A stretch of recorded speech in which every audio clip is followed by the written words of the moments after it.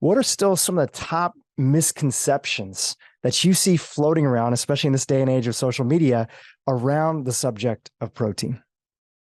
Wow, that's a great question. Well, first of all, thanks for inviting me on. Great to finally virtually meet you anyway.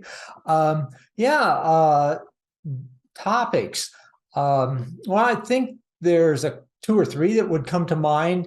One is with the scenario of a narrative that we need a more plant-based diet.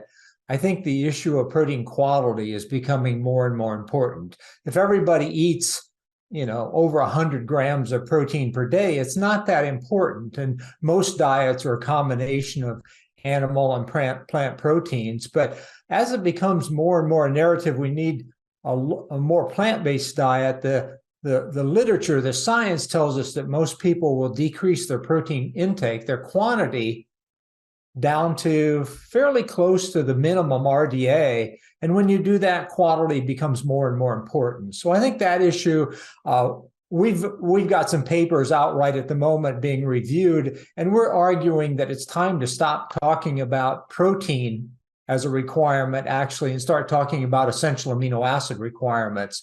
We actually don't need protein in the diet. We need nutrients, and the nutrients are essential amino acids. So I think that's one big part. And the other big part is sort of the whole issue of sustainability and climate, and what's the role of animals in creating healthy diets and those sorts of things. So those are, to me, two big ongoing issues.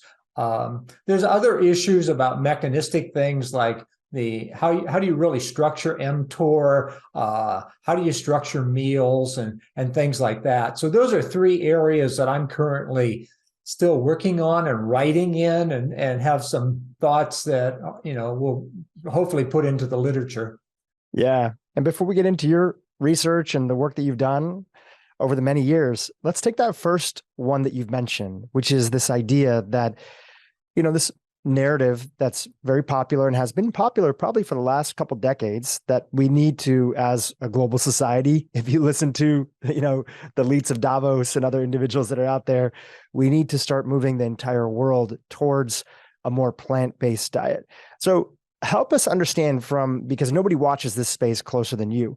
What is that argument from that space that is advocating primarily for a plant-based approach, and how are they thinking about the topic of specifically protein as related to that argument? Yeah, the argument takes a couple of different forms. One is, I think every nutritionist would agree that Americans in particular don't eat very healthy plants. The number one plant in the US diet is French fries. And the number two is tomato sauce on pizza. And the number three is lettuce. So, I think every nutritionist would say, broccoli and avocados and green beans would be healthier. So in that sense, we need a better plant-based diet. The problem with the narrative is we need a more plant-based diet is we already have a plant-based diet. Over 70% of our calories come from plants. But of that, over 80% of it comes from added sugars, oils, hydrogenated fats, and highly refined carbs. So, again, we don't need a more plant-based diet. We need a better one. And behind all of that is really industry money. The narrative is funded by companies who make money by selling cheap grains and, oils and sugars and things like that. So, that's the idea. The other part of that argument is that it somehow is going to save the planet. By far and away, the problems with global warming are fossil fuels. And that has to do with urban sprawl, increasing populations, et cetera. Fossil fuels make up more than 85% of greenhouse gases. Animals are a fairly small amount. And in the United States, it's really a small amount. So again, we have to be careful with those kinds of arguments. Would we be better off if China and India and Brazil had better agriculture? Absolutely. But, depriving children in New York City of high quality proteins on Monday isn't going to solve problems in India. That brings up the question really around your research, is that separate from the global warming conversation, which you just touched on, what are the top downsides when we look at a society that's not regularly getting high quality and quantity of protein in their diet? What starts to happen to the body? Yeah.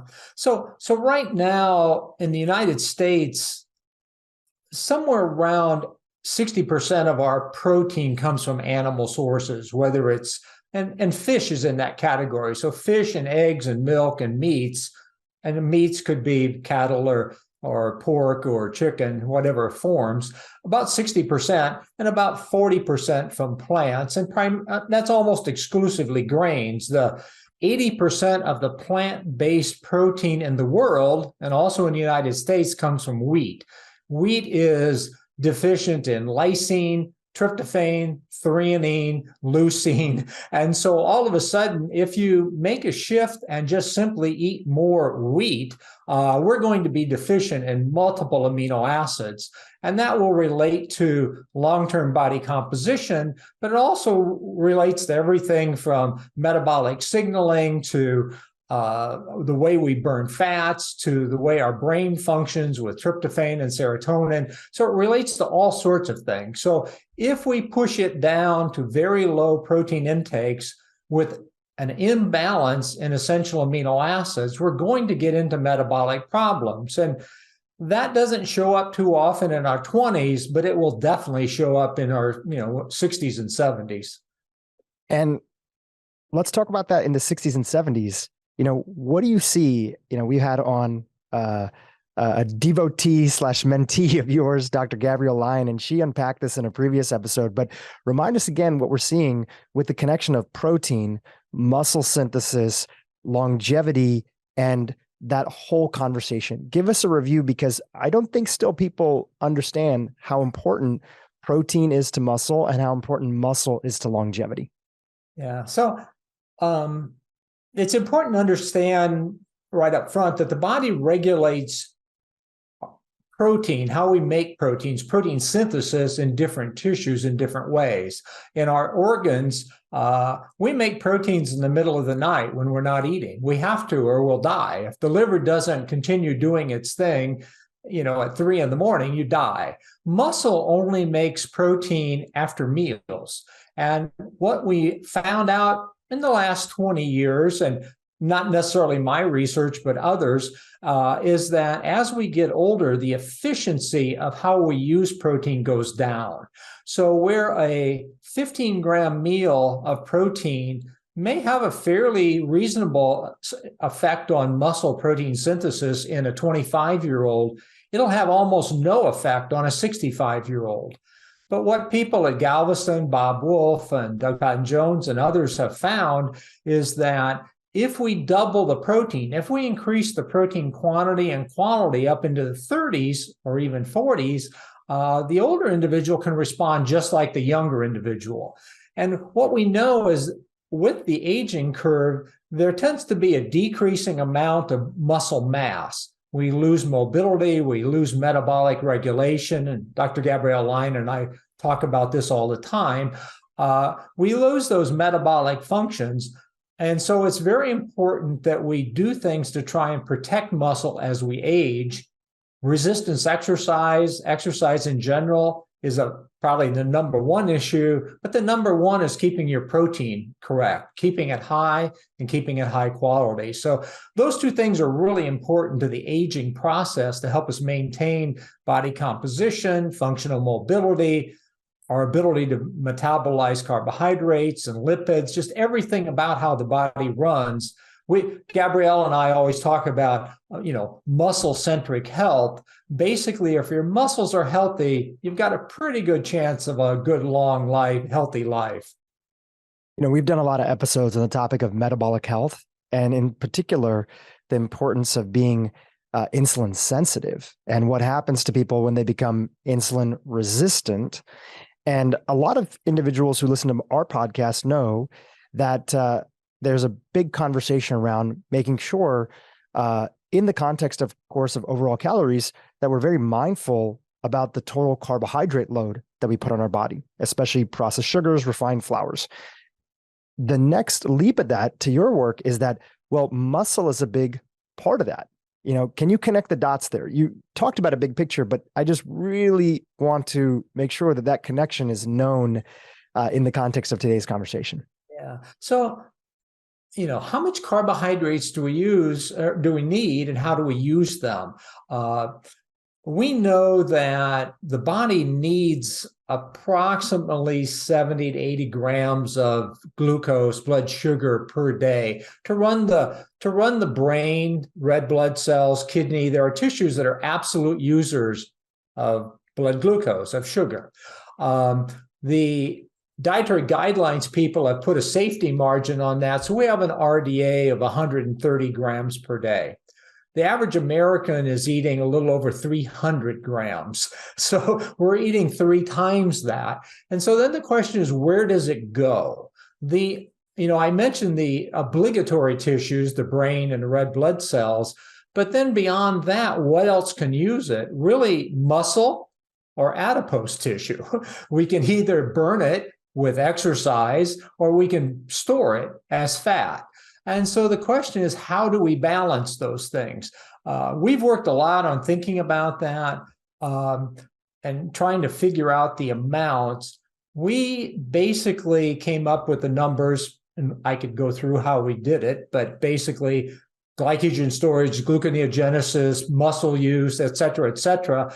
We said that you can use about 35 to 40 grams of glucose at a meal before it requires really high insulin values to get it to store.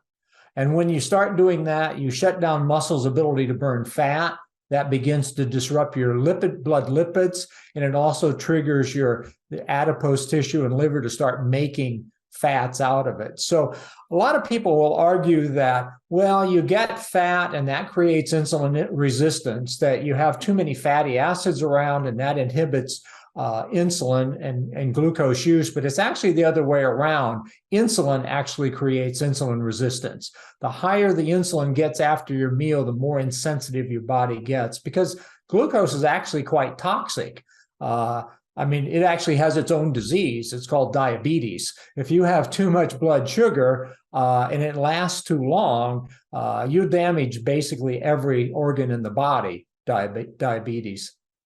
So linking that back to muscle, is it fair to say then that this is another reason why, especially as we get older, when people become more susceptible naturally through the aging process to these chronic diseases like diabetes and Alzheimer's disease, et cetera, that do seem to have a link into overall sugar that's being consumed in the body and refined carbohydrates, maintaining and keeping your muscle mass, and in some cases growing it if you're under-muscled, is an important part of staying insulin sensitive, because muscles are one of the key mechanisms to use up that free-floating glucose inside of the body.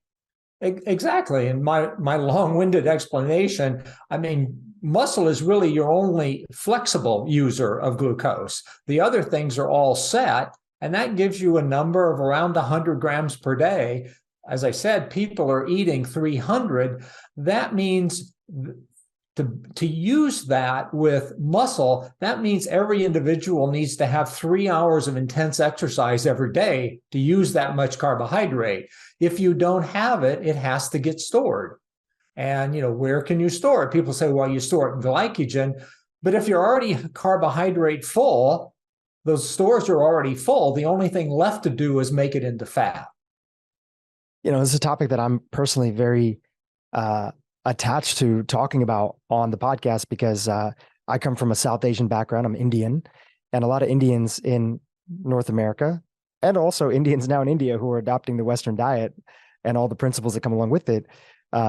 Our population set seems to have a little bit of a predisposition towards insulin resistance. And you have a group of people, especially in North America, that are typically professionals, right? So they're sitting at a desk often, and they also don't have a culture necessarily. Like I really didn't grow up seeing my parents work out besides playing like some sports and things like that. There was no history of, strength training inside of our, community and things like that. Now there's starting to be that revolution, which is really beautiful to see. And you have a lot of individuals that fall into the category of skinny fat.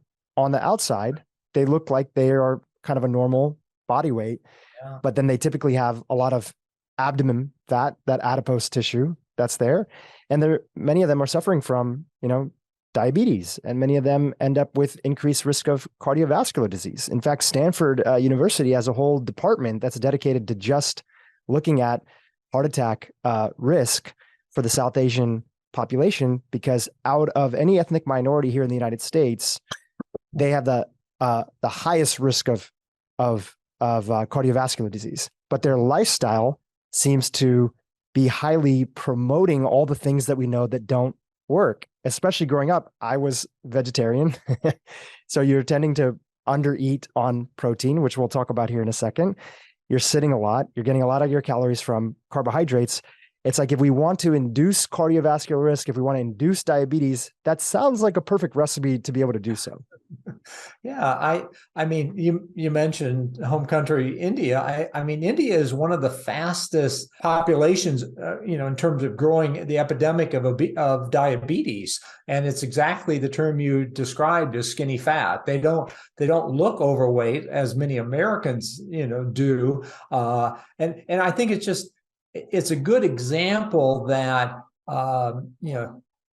one of the things Dr. Lyons and I like to talk about is that is obesity the cause of other things, or is it a symptom of a metabolic error? And we like to think of it as a symptom, that the insulin abnormalities, the metabolic dysregulation is occurring, and that leads to us accumulating weight. And so if we can shift around to focusing on muscle health, we can correct the problem, and that'll help us avoid the issue of obesity. And, we always talk about the issue of, people have been studying obesity since I was in grad school, so 40 years or more, and we still, in fact, it's getting worse. And Dr. Lyon and I always talk about, they've got the wrong target. The target isn't adipose tissue. That's the pathology of the problem. The issue is, if you want to correct it, you need to focus on muscle. Yeah, it's so fascinating. And even for somebody who was in the world of wellness, not as a researcher, not as a clinician, just as sort of what I call a professional amateur, like, I like to read, I like to study, I like to listen from people, but by no means an expert. And I'm always the first to say that. I was very confused about the topic of protein, because I was hearing a lot of different mixed messages about things. And I really do credit, Dr. Lyon and then her putting me onto your work as being a big shift. And not that this podcast is about me, but I always like to share my journey with the listeners. So August of last year, I also just came back from a big trip to Italy where I took my family. I was celebrating my 40th birthday, and I got serious, because I was turning 40, about wanting to really look at how under muscle I was. So I am on the leaner side. I was vegetarian during some of the biggest growth spurts that I had in my body, and I never really built up a solid layer of muscle. And I always had to fight so hard being on a plant-based diet, not that it can't be done, we'll chat more about that, to get any kind of gains that were there. So when I weighed in and did a body composition through caliber testing with the group that I was working out with here in Los Angeles, I came in at 26% body fat. And I am not a heavy individual, and most people who would look at me wouldn't think that my body fat percentage would be that high. And really what it was is, I wasn't so fat, I was just under muscled, and that was causing a big situation where fat was really running the show instead of muscle being a big part of it. I'm big on glucose monitoring. I also track my insulin resistance and my fasting insulin. And not that I had any issues in that category, but I also saw by adding on lean muscle mass, which I added on about 8 pounds since that time period, and I've dropped my body composition now to about 12.4%. Working out with this group over here and adding more high quality protein, again, based on your recommendations, I've seen a whole shift that's happened in how I feel, how I perform. And it's kind of crazy once you apply all these things into your life, how quickly things can change. So I'm not asking you to react to that. I just wanted to share and really actually give you and Dr. Lyon kudos for being a big part of how I've been shifting my health more recently. Well, I appreciate the comments, and it certainly makes us feel good to be able to provide that kind of information. And frankly, it's a story that we hear all the time. That and I said earlier, it's one thing to be vegetarian when you're 25 or 30, but it's quite a different thing to be vegetarian when you're 50 or 60.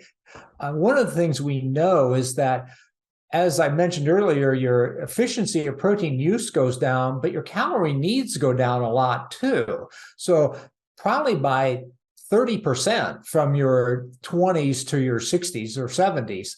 And so that means you have to have a lot higher quality diet. You have to have more nutrients and fewer calories. So that's really an important issue. A couple of things you mentioned that I think a little history for me Please. might be useful to you. We talk a lot about adults and aging. As I get older, I think more about it.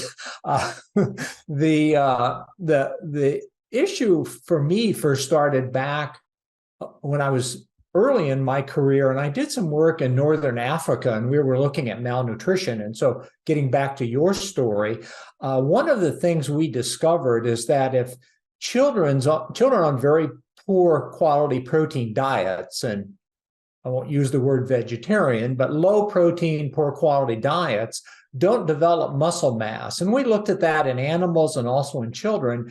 And if they don't develop the muscle mass early, it kind of predestines them to be skinny fat, to be over fat, because it's very hard to develop the muscle later.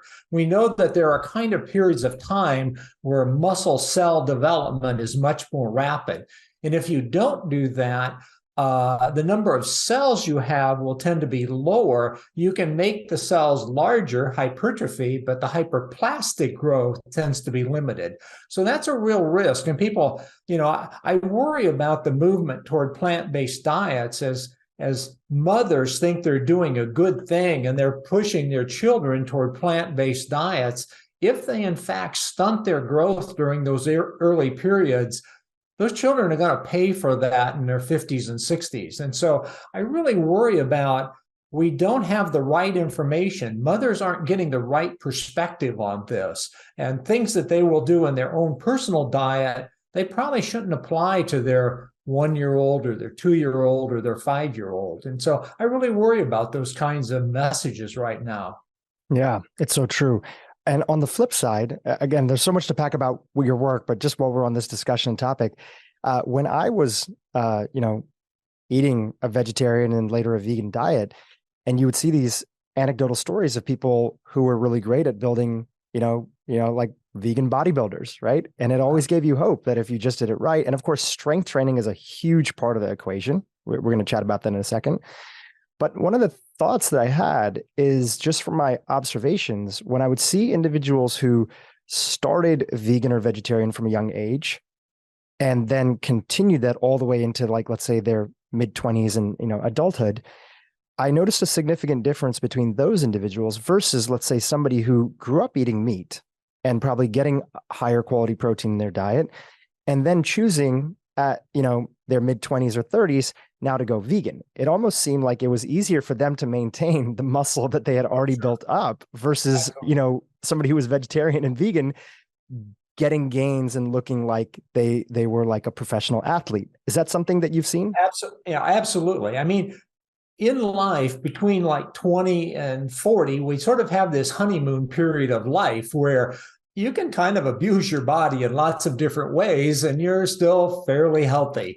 But if you do that when you're, 1, 2, 3, 4, 5, that's a lasting impact. And the problem with that is the children can't make that choice.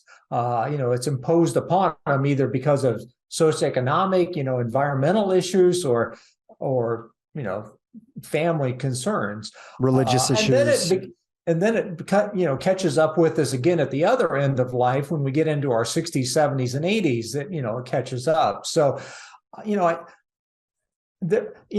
lot of people hear some of the things I say and say, "Well, you can be vegetarian."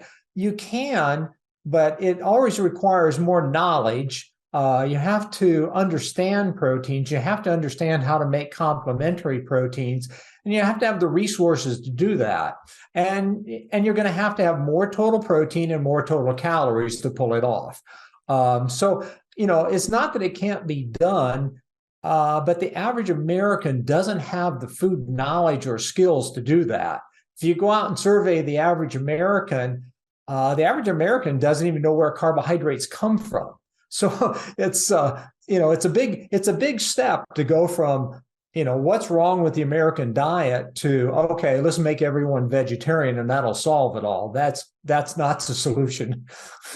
Like a lot of wellness podcasts, my audience is, probably majority women. And you've been very vocal about why this topic is so important for women in particular. Can you chat a little bit more about that as regard to women's total protein consumption based on the data that we know from different surveys and things that are out there, and how, in particular, with a lot of the goals that maybe women have with body composition and weight loss, protein plays a central role in helping them achieve those goals? Yeah. Women, for social issues, body shape, appearances, society imposes different pressures on women, and they tend to be more sensitive to body shape and what they're eating than a lot of men do. What we know from the national surveys is that women in general are fairly close to the minimum RDA. The average for the entire population in the US is around 70 grams per day, which is above the RDA. But if you start looking at subgroups of women over 60, 40% are below the minimum RDA. That's why women have a big issue with sarcopenia and muscle aging issues. Of women under 20, I think it's not quite 30, it's like 28% are below the RDA. So at the two extremes, women are eating extremely low protein diets. And quality comes into that. If you're going to be that low, all of the data, one of the things to keep in mind is all of the data for defining the RDA was done with high quality animal protein. It wasn't done with wheat. It was done with dairy or eggs. And so what we think of the RDA is based on having 100% animal protein. So again, it's a very low bar, and at the two ends of the aging extreme for women, they're eating below that bar, so they're at risk. Yeah, and it's worth digging into the RDA, and I've heard you talk about it on many podcasts that are out there. Peter Attia and Simon Hill and Jason from Mind Body Green and things, but it's worth touching on that because this is an area that a lot of people get confused and they still see different sides arguing for different things. So there was a clip that I had where Dr. Gabrielle Lyon was on this podcast, and we clipped it out for social media because we thought it was very interesting, and it went super viral. I think it has like 10 million views now. It's kind of crazy.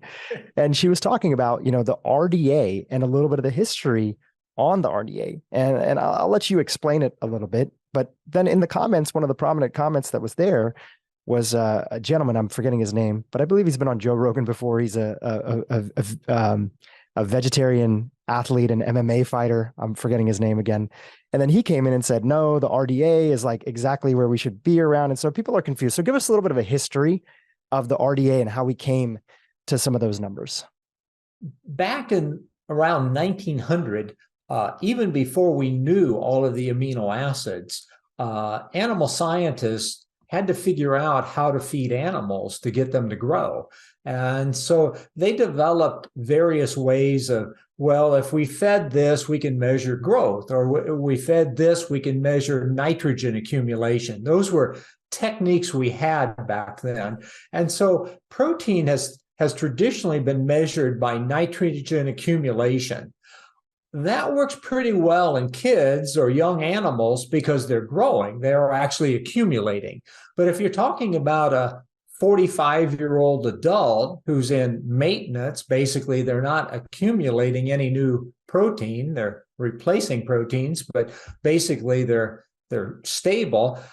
That's a very poor technique to measure your requirement based on accumulation of something you're not actually accumulating. So the issue of not the the measurement of the RDA has historically been based on short-term, about 7-day nitrogen balance techniques, where they basically lower the protein intake down till your intake and your excretion, urine, etc., are equal.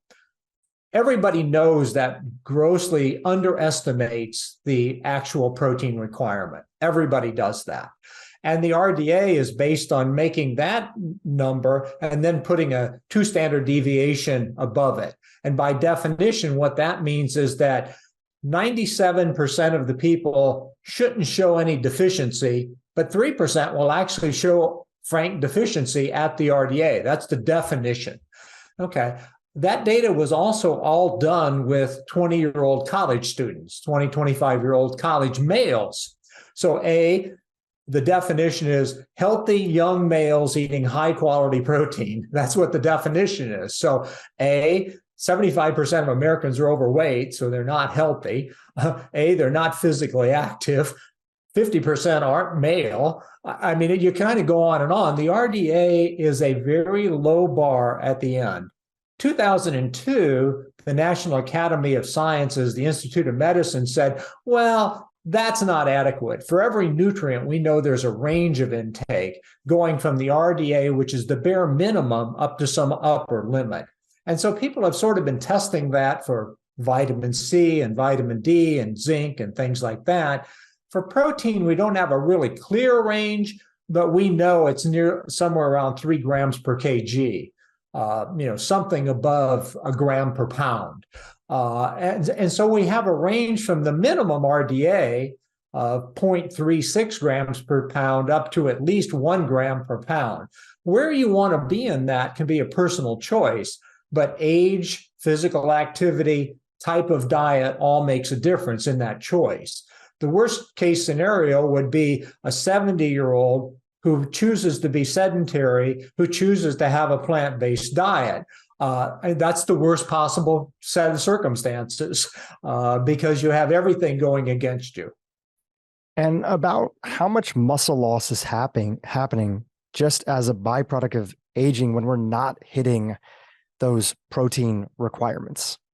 Yeah, the estimates, sort of not with any routine exercise or protein choices, the routine average is usually said to be around 8% per decade. 8% per decade, starting at a particular age? Around 40. Around 40. So you hit 40. We seem to peak both muscle mass and lean body mass and bone mass all seem to peak sort of around 40. So I mentioned earlier, we kind of have this honeymoon period from end of growth around 20 to 40. You can kind of abuse your body with a lot of different things in that period, and it all seems to work pretty well. But once you start getting beyond 40, now you have natural aging going against you, efficiency's going down, your calorie needs are going down. You need to make some adjustments, and most people don't. We had on a really great practitioner and advocate who first became known for some of her viral talks on fasting. Her name is Cynthia Thurlow, and she's a nurse practitioner background. And we had her on recently to talk about her updated views, and especially in the context of where she is in her life. Probably, I think she's in her later 40s, maybe early 50s. I can't remember exact age. And she was saying how fasting was a big part of her healing journey in the beginning to help her. But now at the age that she's at, she is very careful and mindful to not do, longer fasts, like a 24-hour or more fast, because her central concern is losing muscle mass. And she's fought so hard with her protein. She's also a good friend of Dr. Gabrielle Lyon, who's been influential in her work. She's fought so hard. Heard me say that, in fact. So she's probably heard you say that on that. And it really just brought up this larger question of how you see fasting in the context of all your work and what we know with longevity, with muscle, how important muscle is. So can you expand on that a little bit?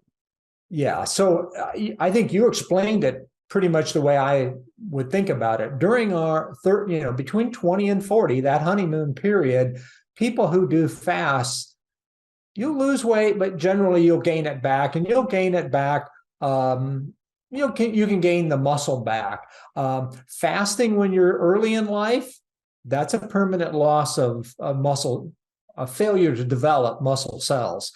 Fasting later in life, we know that in a fast, and you can think about it in terms of weight loss, you can lose about maximum of 2 pounds of fat per week in a fast that would be fast. Everything above that has to be lean tissue. You just can't account for the calories any other way.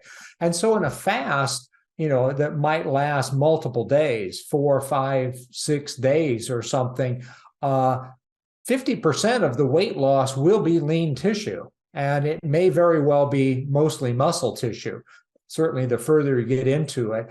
And we know that once you get beyond 40, your ability to regain that goes down dramatically. And the older you get, the worse it gets. Back when we first started doing our weight loss studies, so that's almost 20 years ago, the early 2000s, there was a general thinking in the aging world. So we had the issue of obesity and aging, and people were arguing, should 65, 70-year-olds ever actually try and lose weight because they lose so much muscle mass that they can never regain? Is it worse? Are they worse off for the muscle loss or for the fat loss? What's the balance there? And so, I think what has happened in the last 20 years is we now know that if you try and restrict calories, but do it with resistance exercise and protein, our research has shown that you can restrict that muscle mass loss down to like 5% or less.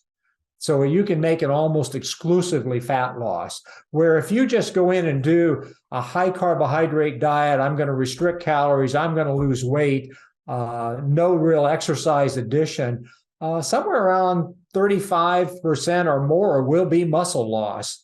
And that can't be regained. That's a real risk. And that's why women frequently, we talk about yo-yo dieting, and women are a little more prone to it than men. They'll try different diets and they'll lose some weight and then they'll gain it back. And that yo-yo dieting progressively makes them have less lean body mass.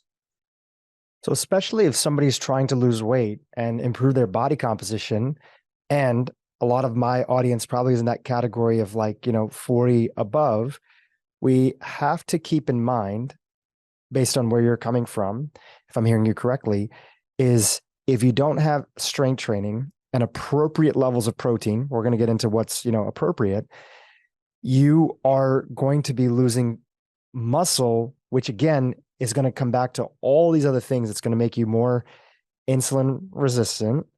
It's going to increase your likelihood of,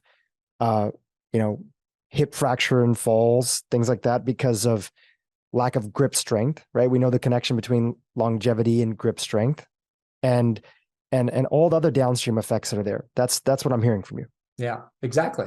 I have frequently said and thought from early in my career that when we design diets, we should always have two tissues in mind. How can we keep muscle healthy, and how can we keep the brain healthy? Everything else in the body is regulatory. Everything else will adapt to what you eat. But those two tissues have specific needs, and we need to keep those healthy. Whether we're talking about sleep or mental acuity or Alzheimer's, or whether we're talking about muscle function and daily mobility or insulin sensitivity, or even blood lipids, those two tissues regulate everything. One more question on this muscle loss that comes along with people losing weight.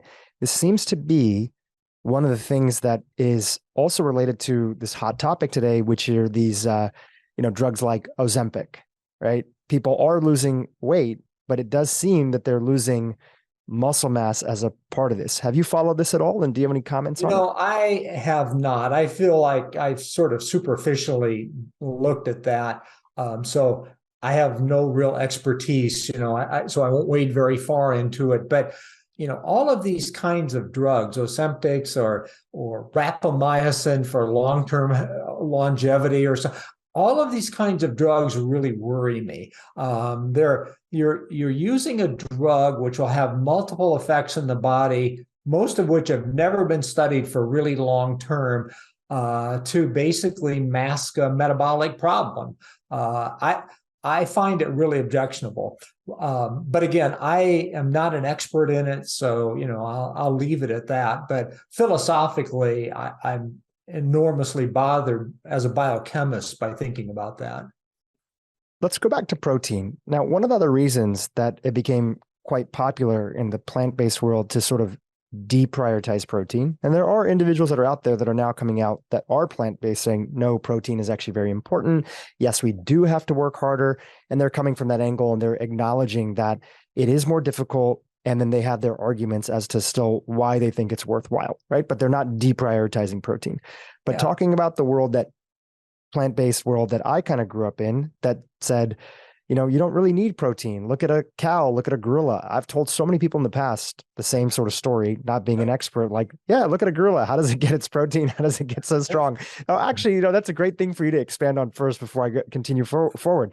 How is it that a gorilla or a cow or a rhino gets so big and strong? What's the difference between them and human beings? I have no clue. My understanding is a gorilla eats something like 50 or 60 pounds of food per day or something. So they have, enormous capacity for eating a lot of food that we can't eat or digest very well. I'm not an expert in the gorilla digestive tract, so I'll stay away from that whole arena. Well, you hit the main point that was there, which is that, these animals spend a majority of their day eating, and the quantity they eat is a huge quantity as is related to their mass. Do you believe in the idea that the evolution of human beings, and especially the explosion of our brain, directly was related to our ability to concentrate calories, in particular things like protein?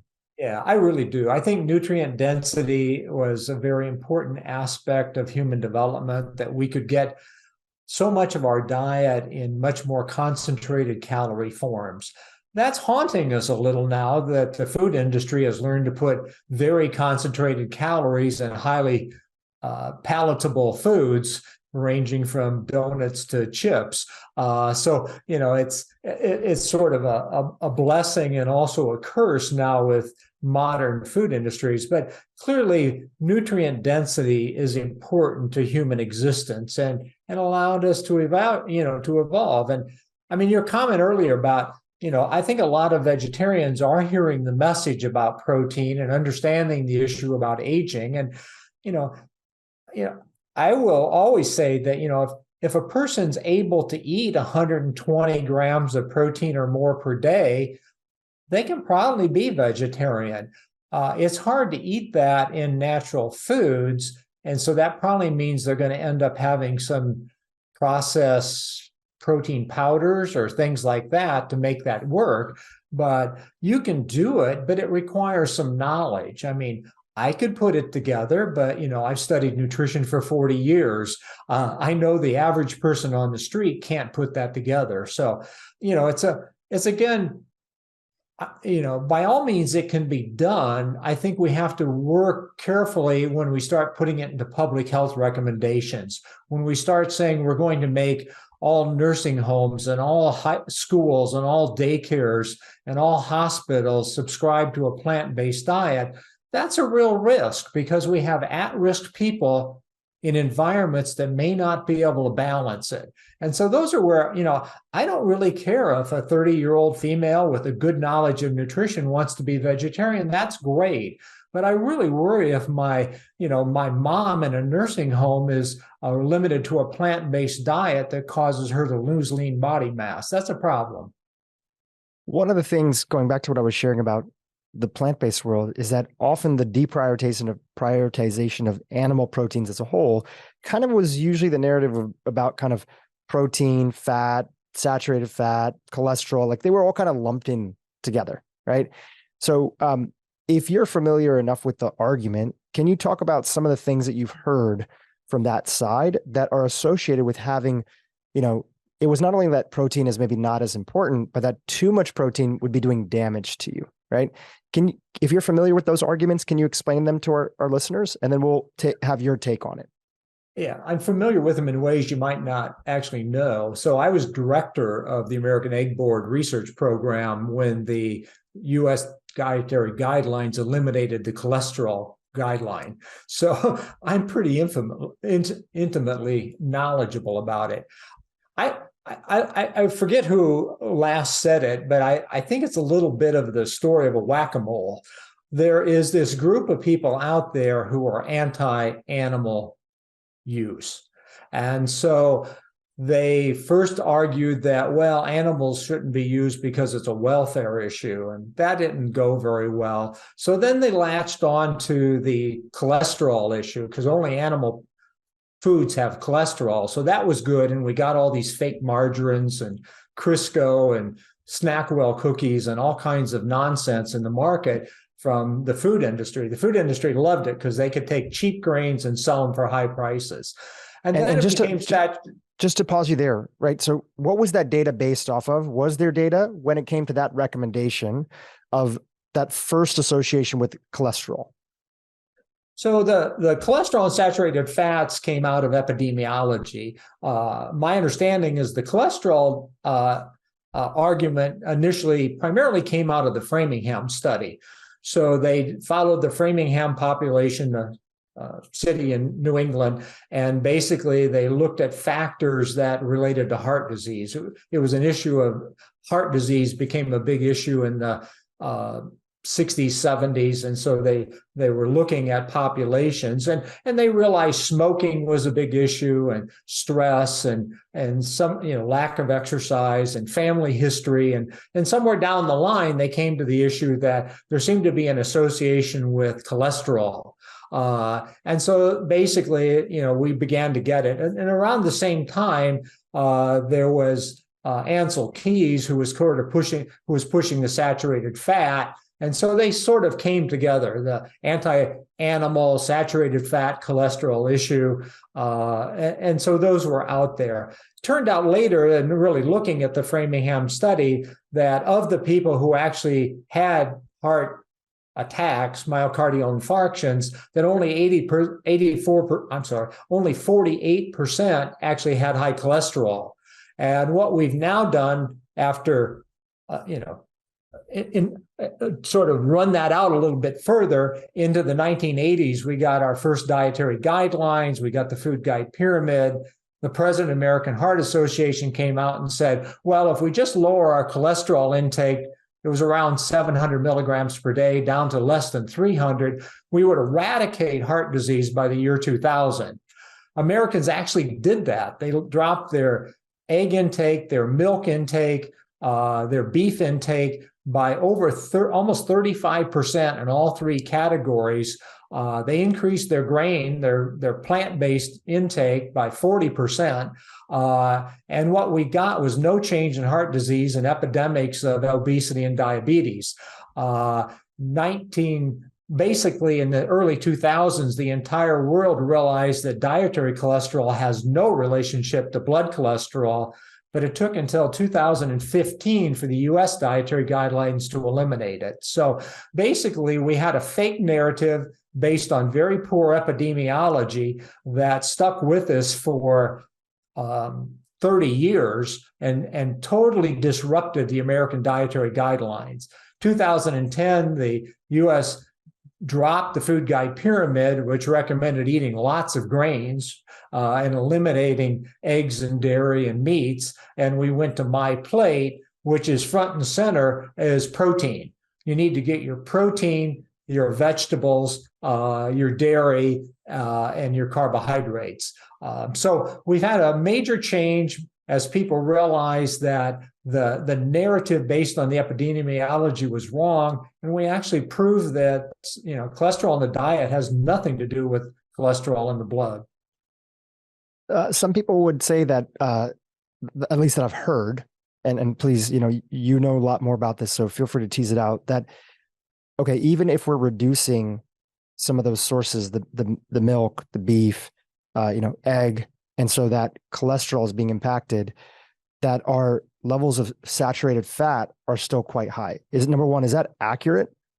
And number saturated two, fat, Saturated fat is another interesting one. If you look at the guidelines, and you mentioned earlier kind of the balance of these macronutrients. If you look at the guidelines for dietary fat total intake, 50% of calories, dietary saturated fat, 10% of total calories, where did those numbers come from? And the answer is they were made up out of thin air. There's absolutely no data to support either one of those numbers. The 30% of calories from fat was a compromise in a committee room. Basically, there was one group of people arguing that 45% was totally healthy, and another group arguing that 10% was the target. And they were at absolute stalemate. Both had data to support it. And they said, well, would you accept 30? And they said, okay. So that's where the 30 came from. It's based on thin air. Saturated fat was not even a compromise. It was just a group of people in a room who said, let's pick 20, let's pick some number, 12, 10, let's pick 10. My argument is if saturated fat is really toxic, then it should have a number. Is it 20 grams per day? 40 grams per day? If you understand biochemistry, it's not percentage of calories. That's stupid. That means an athlete who is having 4,000 calories per day versus an elderly woman having 1,000 calories. That person can have 4 times as much and be perfectly healthy. That makes no sense at all. I mean, if there's a number that is dangerous, give me the number. You mentioned evolution earlier. If saturated fats are toxic, why over 1 million years of evolution did humans evolve to only be able to make one fat, palmitate, which is a saturated fat? I mean, we should all be dead. I mean, meaning if we it's produce really, it in our body. We produce that's this the fat only in our one we body. can make. So when we eat excess carbohydrates, we have to turn it into fat, and the only fat we can make is saturated palmitate. So we should all be dead. I mean, it makes no sense. Basically, if you really begin to tease out the saturated fat argument, what you find is it's based on eating too many calories and too much total fat and too little exercise. And my comment is, if you're committed to being overweight for the rest of your life, the type of fat you eat probably matters. But if you're going to correct the problem and eat, calories within your target, the percentage of saturated fat doesn't really matter that much. And your original question is, have we changed? The reality is we reduced the amount of saturated fat coming from animal products, but we replaced it with hydrogenated fats coming from vegetable oils, which are even worse. And it has trans fats and everything else. And people say, well, they're trans fat free now. That's not actually true. The issue is the label. If the serving size they list on the label has less than 0.5 gram per serving, they can claim it as trans free. So what they do is adjust the serving size down to a smaller number so they can hide the trans fats in it. Yeah, which is really problematic. I recently, upon Dr. Lyon's request, I got connected to a cardiologist based in St. Louis named Michael Twynham, and he ran a clearly heart scan on me. And I also got along with it, I got my full Boston, heart labs. And inside the Boston heart labs, I was surprised, even for me, to find that there was a little bit of trans fat that was, in my blood work that was there. It's just a byproduct of, he's like, look, even if you're really healthy, if you eat out at all, you're going to get some exposure to it because of the pervasity, how pervasive rather these vegetable oils are. And if you eat any processed foods, if you eat chips, if you eat fried foods, if you eat donuts, if you eat processed, any candies, I mean, you're going to get these in the food because they have vegetable oils that have been adjusted to be thick. They're margarines. They solidified them by hydrogenation, and when you do that, you will get some trans molecules. Yeah, it's mind blowing.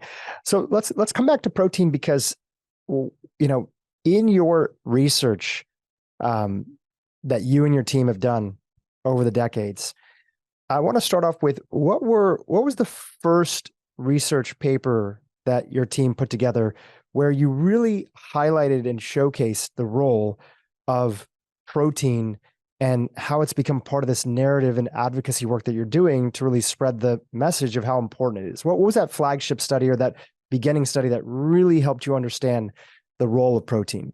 Yeah, I'm not sure if there was just one. There is one that sort of comes to mind. Back when in the 70s, when I was in grad school early I got really interested in the branched chain amino acids. And so there was work by Al Harper at Wisconsin and others that showed that unlike all the other amino acids, the branched chain amino acids were mostly metabolized in muscle. I thought, that's fascinating. Why in the world would a body evolve to do that? So I thought that was cool. And then there was another group of researchers, Jefferson and Goldberg and Marcy Boos, that were looking at the effect of leucine on protein synthesis. And they discovered using diaphragm muscle, very thin muscles. Back in those days, we didn't have all the elaborate techniques. So basically, you had to have a technique where the amino acid could be absorbed across a single cell. So it's very basic biochemistry, but they showed that with adding leucine into these cell systems, you could stimulate protein synthesis. And I thought that was really cool.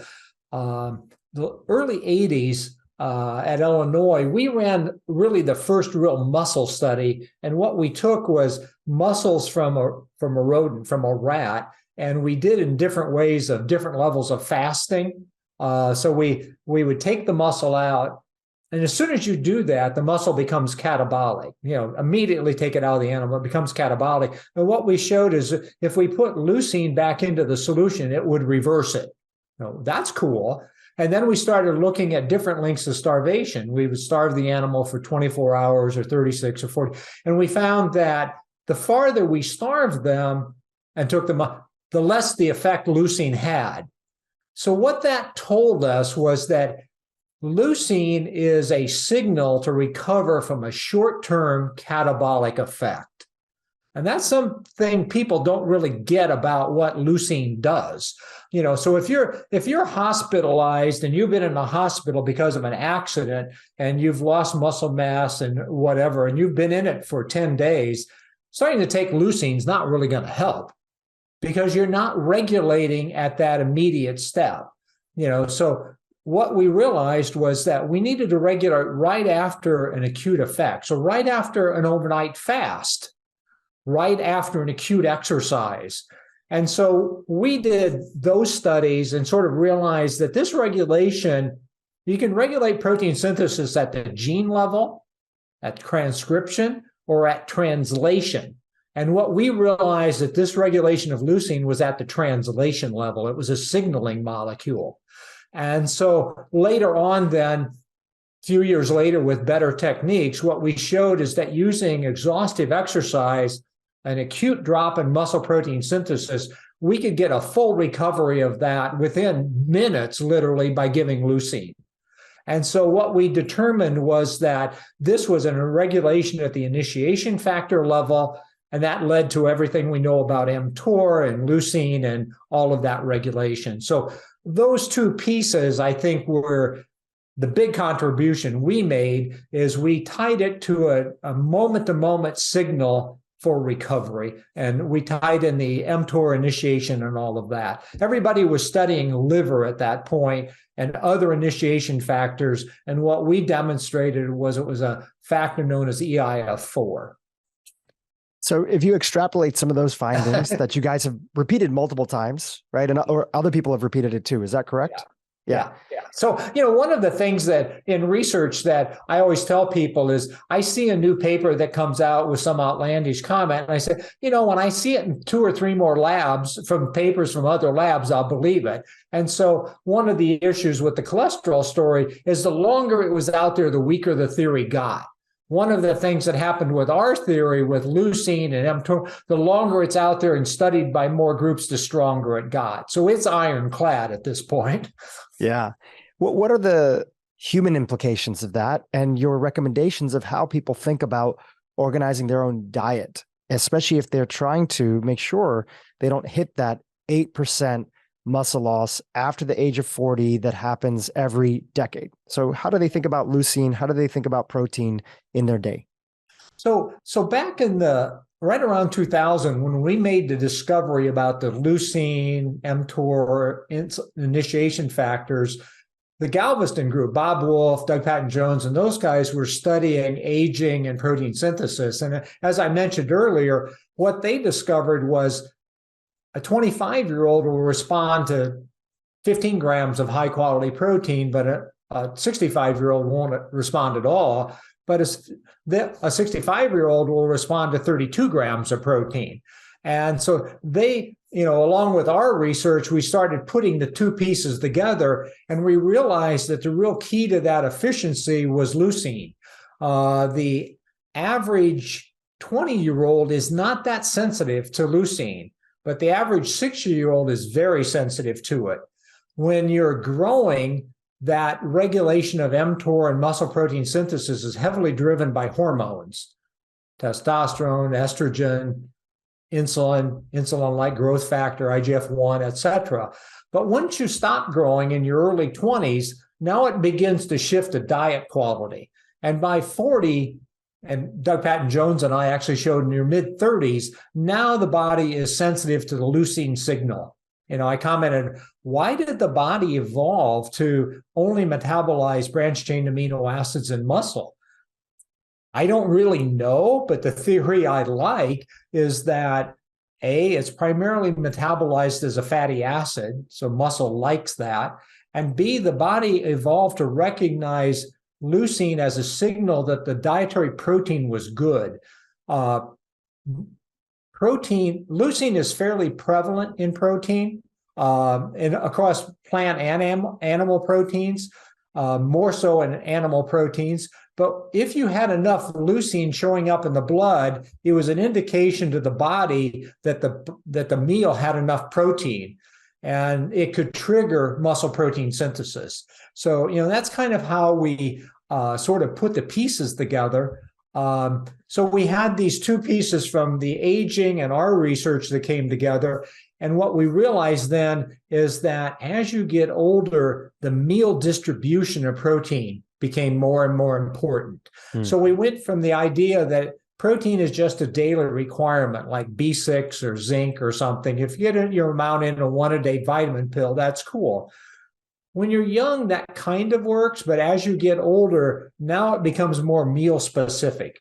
And so what we sort of showed is that the distribution of the protein, you're much better off having 30 or 40 grams of protein in each meal than you are in having 120 in one meal. And so as you get older, that meal distribution becomes more and more important. So meal distribution, and then naturally as an extrapolation of that, then the question becomes, of the protein sources that you're choosing, how much natural leucine is part of that?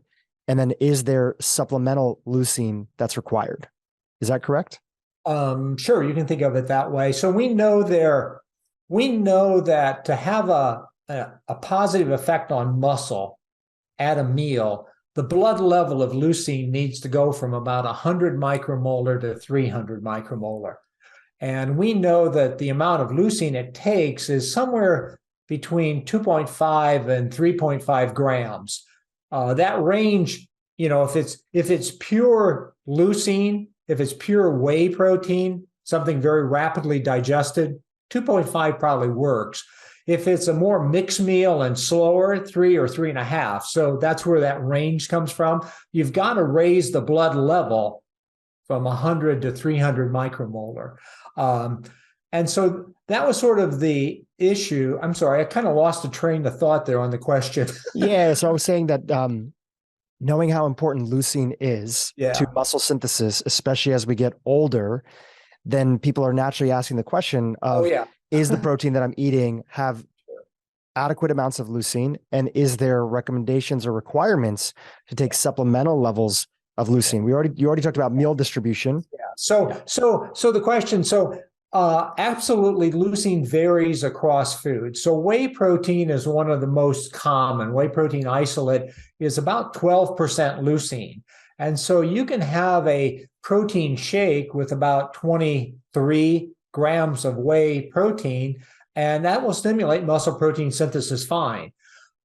You can do the same thing with soy protein isolate, but it takes about 33 grams to get to that level. Soy protein has about 7.8% leucine as opposed to 12, and wheat protein has 6.8. So now it takes about 40 grams. So you can do it with different proteins, but you have to understand the leucine level.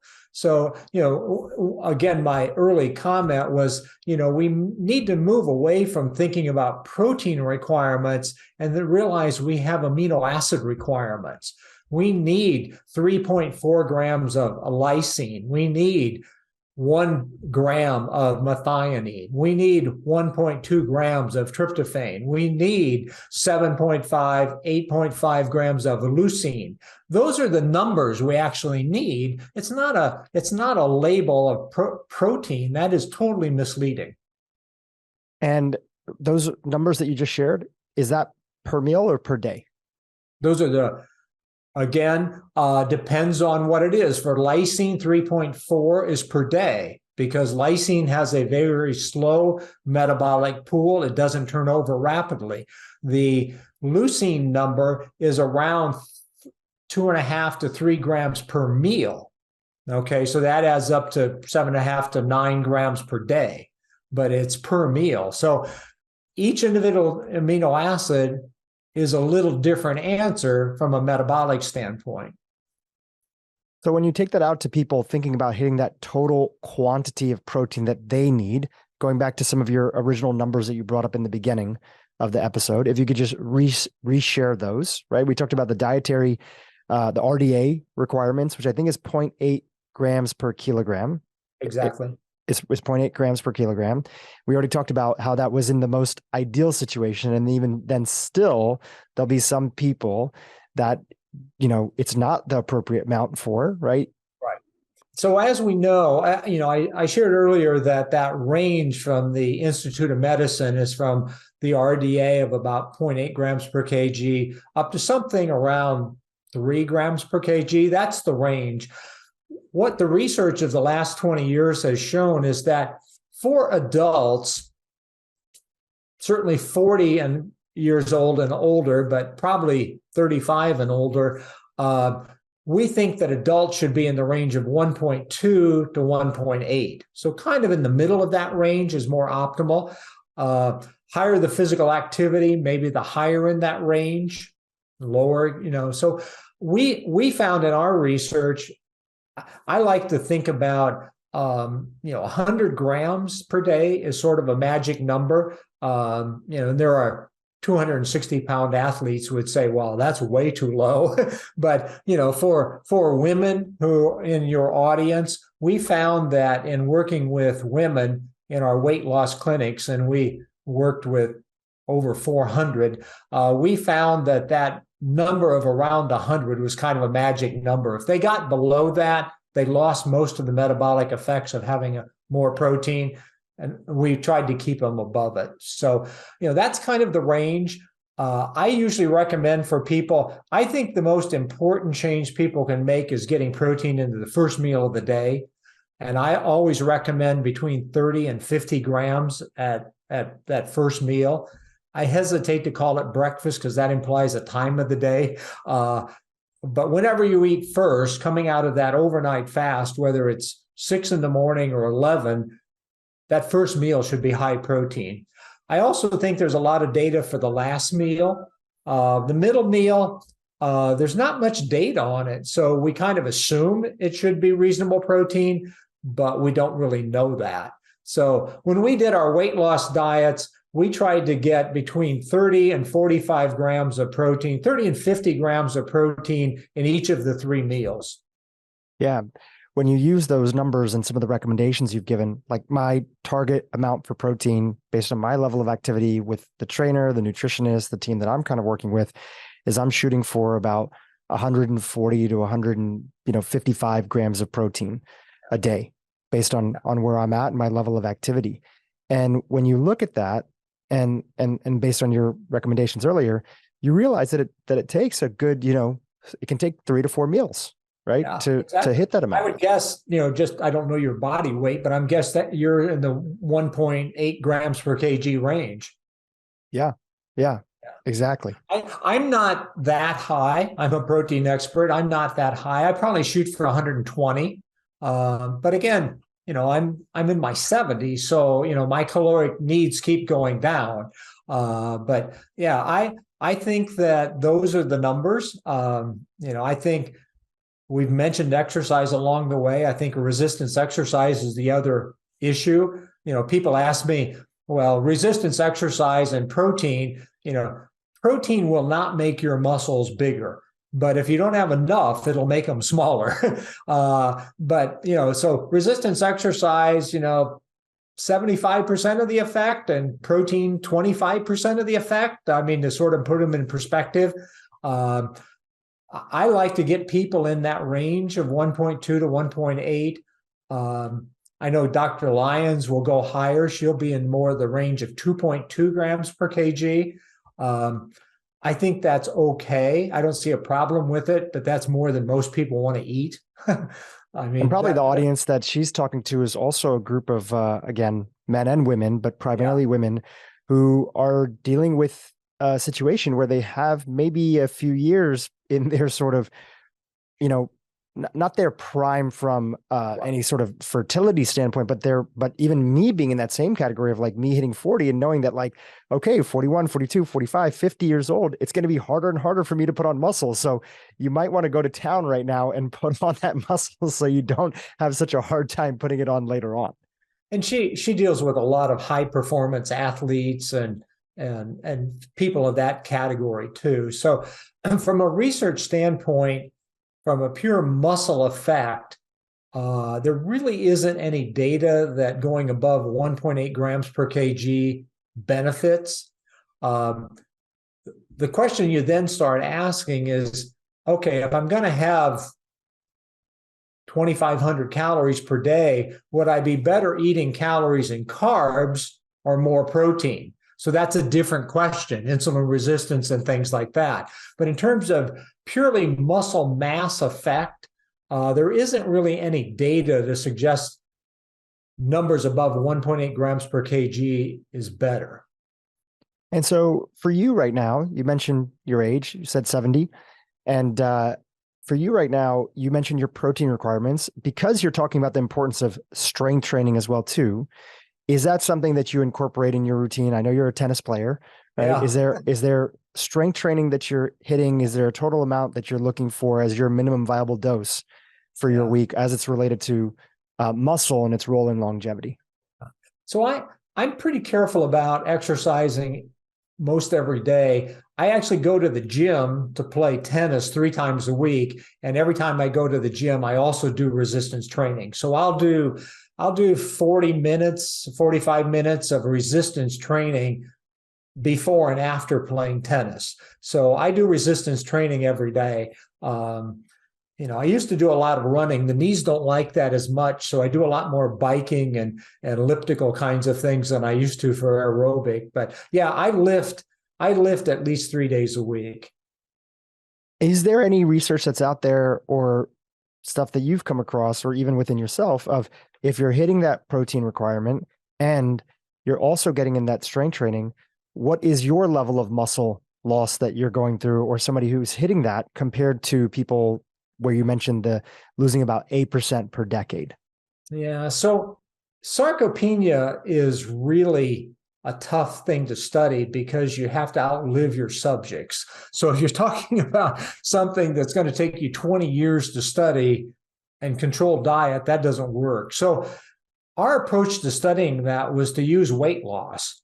And so we did what I think is a seminal study back, I think it was 2005, we published it. It was the first diet study that looked at weight loss with higher protein and exercise. So we actually had 4 groups. We had a high carbohydrate, low protein, which was exactly the food guide pyramid. So it was the RDA 0.8 grams per kg, the RDA for carbohydrates and fat, et cetera, exactly on it. We did the carbohydrate group, and then we did a carbohydrate group with 3 days a week of resistance exercise. We did daily. They had a half an hour of daily aerobic exercise and 2 days a week of resistance exercise. Okay.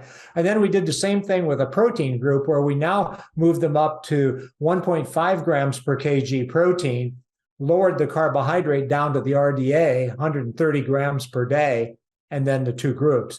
What we found was that the carbohydrate group alone, see if I can remember these numbers exactly, 35% of their weight loss was lean body mass. They lost about 14 pounds over a 4-month period, and 35% of it was lean. If they added exercise to it, it shifted to they lost 1 more pound. So they're doing 7 days a week of exercise. They lost 1 more pound, so it went from 14 to 14.7. But now the composition was only 25% lean loss. So the exercise shifted it to fat. We then did the protein study, and it was exactly the same as the carb and exercise. So they lost more weight. They lost 16 pounds, and of that percentage, 25% was lean. So they got the same, they got better effect, same composition, and more weight loss than people who followed the food guide pyramid and did daily exercise. And then we did the protein plus exercise, and what they found was they lost more weight, 19.5 pounds, more weight, same calories, actually slightly less calories, no, slightly more calories. They lost more total weight, and the composition of the weight loss was 10% lean tissue. And if you look at weight loss, about 3% lean tissue goes with fat loss. It's just the vascular system. So basically, in reality, they lost about 7% of lean tissue. So basically, that was the scale. So basically, we showed that adding protein and adding resistance exercise with an additive effect of reducing lean tissue loss. If I'm following you correctly, you're seeing that there's still going to be some lean tissue loss, right? But that it's significantly lower. And the people that were on the higher protein with, some resistance training are going to better maintain that lean muscle mass that's there. And presumably, so these were midlife women who don't like going to the gym. So our resistance training was largely stretch. It was largely yoga and very low weights. So presumably you can do even better if you increase the resistance level. So if they're willing to use more weights during that weight loss, you can presumably make their no lean loss, possibly even gain. Yeah, just seeing my own journey. And again, I'm 40 years old, so a little bit lower than the participants that were there. But in a regular period of strength training, going 3 times a week, this was my results from like last August of 2022 to December. I lost almost about 12 pounds, but I added 7 pounds of lean muscle mass in that period. That's impressive. And so, and I was, a big part of that probably is also I was just under muscled in general. So my body was like just ready for the resistance training and ready for the protein intake that was there. So a lot can happen when you have the proper resistance training that's there. Now, the number that you so to that point, just to sort of emphasize that point, our study, we would probably have done better on body composition if we increased the resistance exercise. We probably would not have done better by increasing the protein. Okay. So we had 1.5 grams per kg. If we'd have gone up to 3 grams per kg, I'm not sure we'd have gotten a lot better result. But if we'd have increased the resistance exercise, I'm sure we would have gotten a better result. So again, the difference between low protein, if you look at the research and look at 0.8 grams versus 1.5, something below 1 and above 1, you can always detect the difference.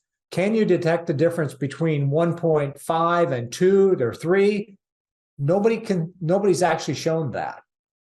So really to hit it home, and this going back to your comment of, it's 75% resistance training, 25% diet, really getting more than the recommendation you're sharing here of protein is not going to do anything for you, but getting less, we already know, is going to do so much damage. That's there. And just to clarify, the recommendation that I'm saying, the recommendation is 1.5 to 6, exactly. 1.6. It's not the RDA recommendation. It's not the RDA.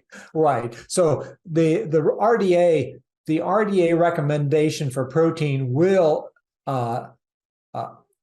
increase the amount of lean loss during a fast or a starvation. It will actually create a worse situation. So I strongly advocate, if you're going to do any kind of a weight loss or whatever, you need to get the protein up in the 1.5 grams per kg range. Yeah, absolutely. I'm going to jump around just quickly and come back to something that you were chatting about before. You were on Peter Attia's podcast. I really enjoyed the episode. And Peter is definitely one of the educators and medical doctors out there that has really helped people understand the role of ApoB, right, as it's related to our blood work, cardiovascular health, other things like that. Do you have any thoughts? As somebody's increasing their protein and naturally going towards more animal-based protein. In my case, that's something that I did coming from a vegetarian diet over the last, few years. I naturally saw my levels of ApoB go up in my diet. And I'm looking into a lot of different things. Do I have a genetic situation where I don't, handle lipids in the same way, some familial history, et cetera. But I've always had, higher levels of LDL and my ApoB is up. Now I'm metabolically healthy. My fasting insulin is low, other things.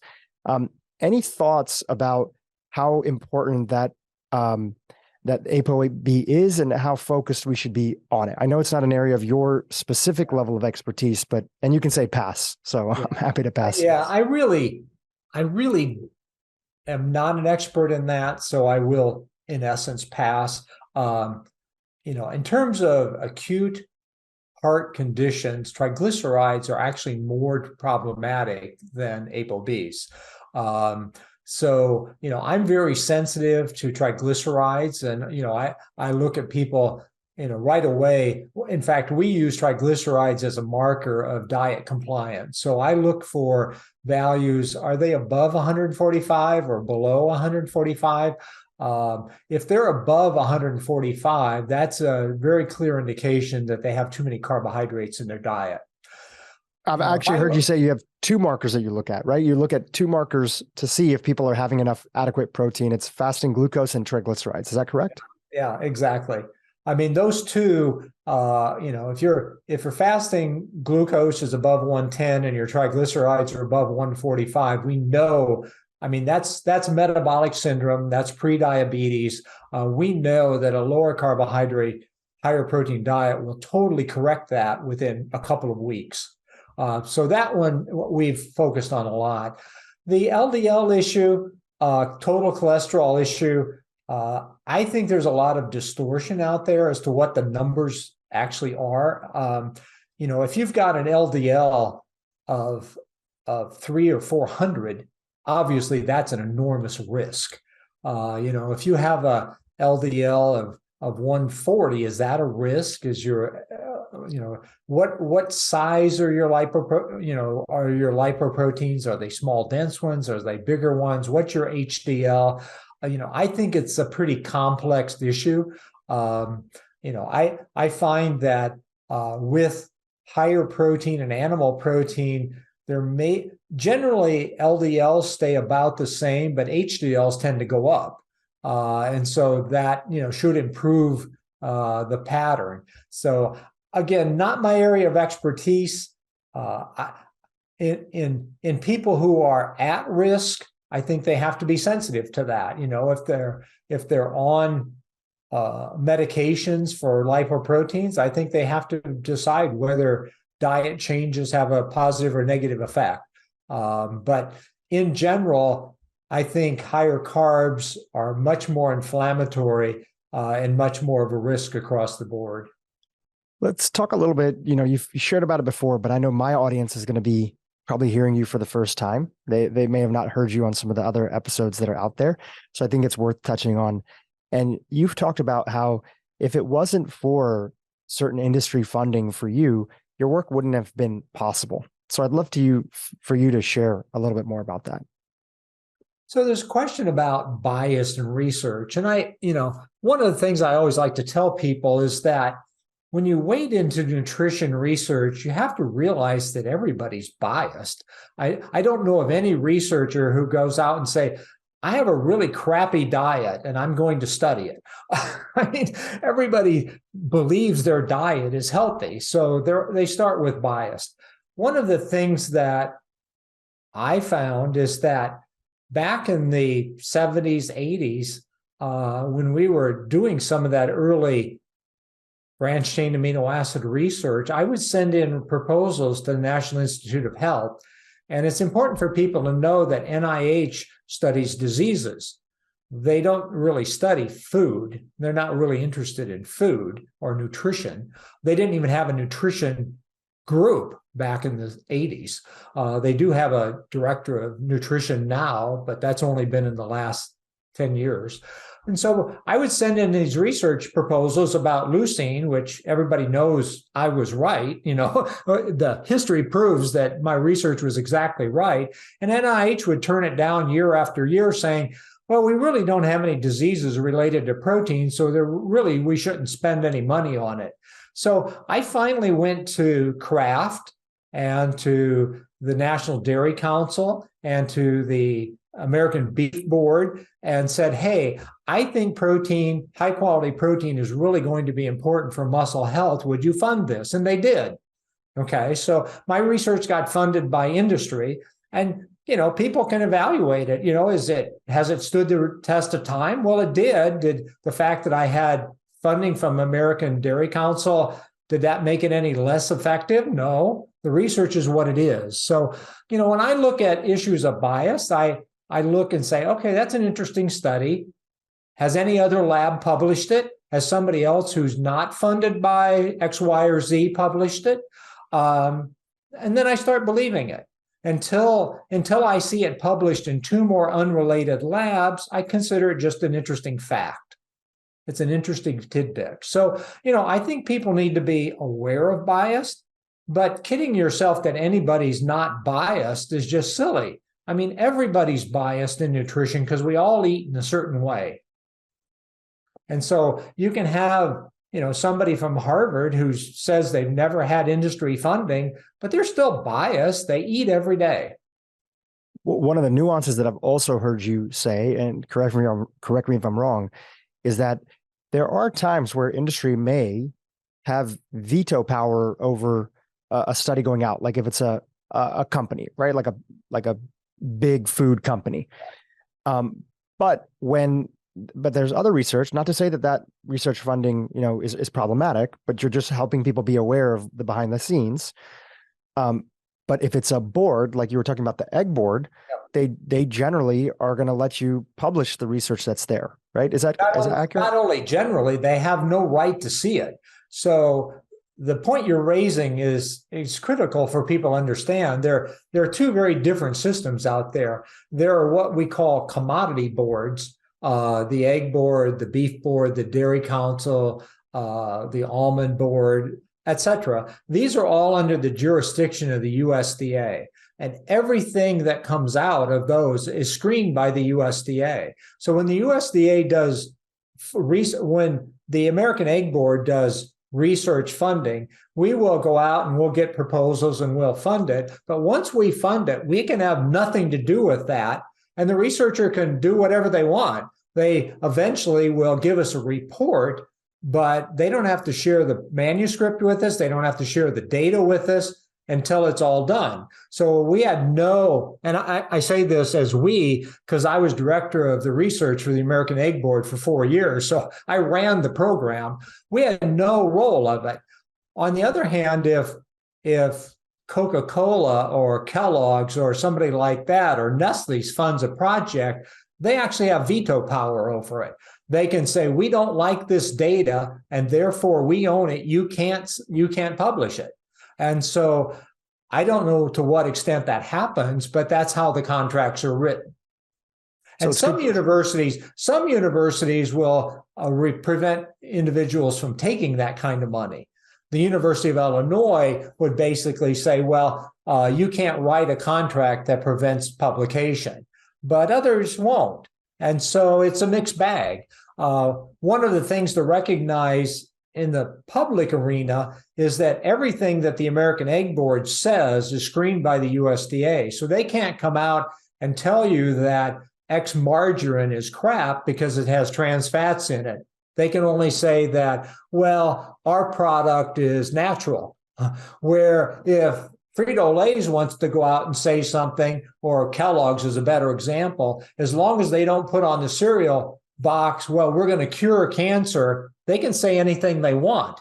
They can say our product's better than them, or this is heart healthy, or they can say anything they want because they're under the jurisdiction of the Federal Trade Commission, where the commodities are under the jurisdiction of the USDA, and it's apples and oranges in terms of regulations. So, as I was learning about that through the work that you've been putting out there, I feel like some of the important takeaways that I took away from there was, number one, the inherent idea that industry funding is bad. People have to just understand, where else is the money going to come from? And there could be, future things, and you are seeing crowdfunding, you are seeing that, but it's really not at the level where it's a consistent source of funding, right? When you need $1 million grant, that's hard to do with crowdsourcing. Yeah, totally. The next thing is that, be aware of the different ways that, there's a Dr. Vinay Prasad who writes a Substack called Sensible Medicine, and he calls it, churnalism, right? It's the churning of these nutritional and studies on the latest things, which, people are guilty of, that is highlighting the latest, newest thing. But the question that you ask is, has it been repeated in multiple labs that are there, right? And regardless of its industry or funding or not, that really seems to be the central point. What is the quality and the history of this study that's there? And in some ways, it can seem less exciting because you're not latching onto the latest things, but it's more grounded in the basics that we all can practice on to actually genuinely move us towards health in the right way. Yeah.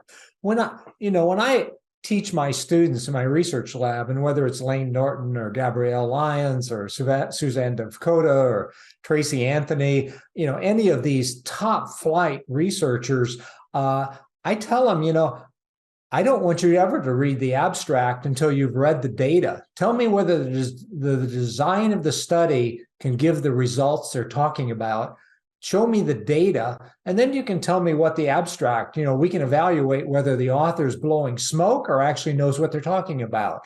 And, it's kind of 50-50 out there. A lot of people don't know what they're talking about when they publish research. They go out and they run a crappy design with poor controls, and then they try and reach a conclusion. And unfortunately, that's more common than you'd like to think. And so, again, I never care about things in a newspaper other than I sort of think, well, that's an interesting idea. And then I start looking for who has published it and what labs have published it. Are these well-known research labs, or is this stuff fly in the ointment type of place?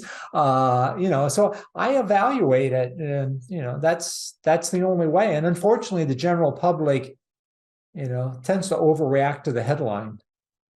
When we were talking about protein, we were chatting about all the different sort of arguments that have been there over the years about why maybe we should be consuming less. And the one that's been the most prominent over the last, I would say 5-6 years, has been the protein and longevity conversation. And as is related to these studies and how they're designed, I would like to use just a little bit of time, because our audience has heard from some of the prominent researchers that are out there, Walter Longo, and they know of the work of people like, David Sinclair, and they've heard that these individuals are talking about, hey, that there seems to be some sort of link between longevity and having less protein. And I think this goes right central into the idea of study design and all the nuances. We're all, as consumers of this health information, we're growing up because people like yourself are kind of taking us on that journey. So take us through that category and walk us through, as an example, of really questioning how research is being put together from your point of view. So let's start with what we've been talking about for the past hour, which is muscle health. One of the things that we know is that for people who get to 60 and go beyond, their health is very dependent on keeping their muscles healthy. And so we know that protein and exercise are really critical to that. Okay. And so, is your real goal to try and live to an unhealthy 110 or to be a healthy 95? A health span versus a longevity span. So the issue, we know that maintaining muscle is critical to having a healthy, vigorous life. So that stands alone. A lot of data behind muscle-centric health. Okay, now back to the longevity questions. I actually got my start in research doing longevity research with Arlen Richardson, who worked with McKay and others. And so I have some knowledge of longevity research with rodents. So let's do the rodent question first. One of the things we know is that rodents in captivity, so they're in a sterile cage, they have no stress, they never get sick, they're basically never stressed, and they overeat constantly. At the University of Illinois, we considered a 40% restriction to be normal, to normalize a rodent.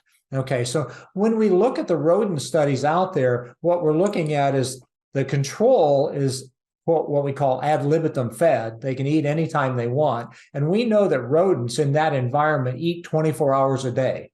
They will wake up in the middle of their sleep and eat again, so their stomach's always full. And so we talked about mTOR earlier. mTOR is always active in those individuals because they're constantly eating, okay? So when you begin to restrict them, now we're beginning to slow this process down. And whether we're restricting calories or restricting protein, the animals will eat less. And now they're restricted from eating 24 hours a day to they get food and they will eat it. And so now we've changed them to meal eating. And when we talk about protein, we always talk about eating protein in meals. The worst case scenario would be to eat a little bit of protein every 2 hours, lots of small meals, because that might keep mTOR or metabolism constantly active. So what we want to do is pulse it. We want meals where it turns on and turns off. And so when you do the rodent studies and you restrict them down, what you're actually not studying is you're not studying protein restriction. What you're studying is calorie restriction. You're studying the fact that obesity shortens lifespan. And we all agree on that. Okay. So it's not really a protein question, it's a calorie question. Because in nature, you wouldn't see these animals eating all the time because they have the natural aspects of they can't find food, they have to go to new areas, they have predators that they're going to be going against. So in a laboratory environment, you're creating an artificial situation where they get to eat all the time. Exactly. So, in the natural environment, they can't find food, or when they're sleeping, it's not just sitting there in front of them and they can snack. They go through fasting periods.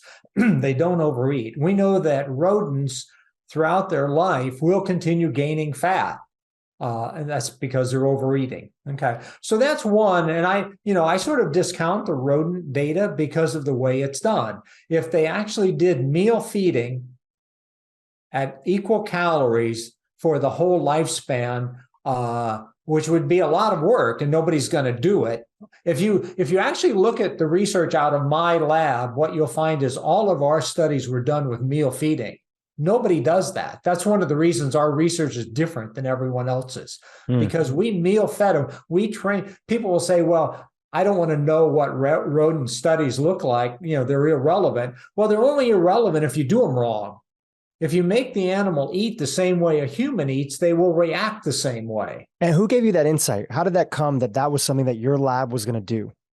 A bad dream one night. No, it just came to me. It really just came to you. We did some things with overnight fasting, and we started realizing that first meal was important. A couple of things we did. For example, if you do ad libitum feeding to rodents, and then you do one overnight fast and do an experiment, the values you will get for their insulin response and everything is totally different than if you meal feed them all the time. If you meal feed, what we know is that insulin in the body, there are two forms. There are preformed insulin sitting in vesicles, and then you have to make it. And so insulin release after a meal is biphasic. You get this first bolus, this first burst, and then you get a second burst.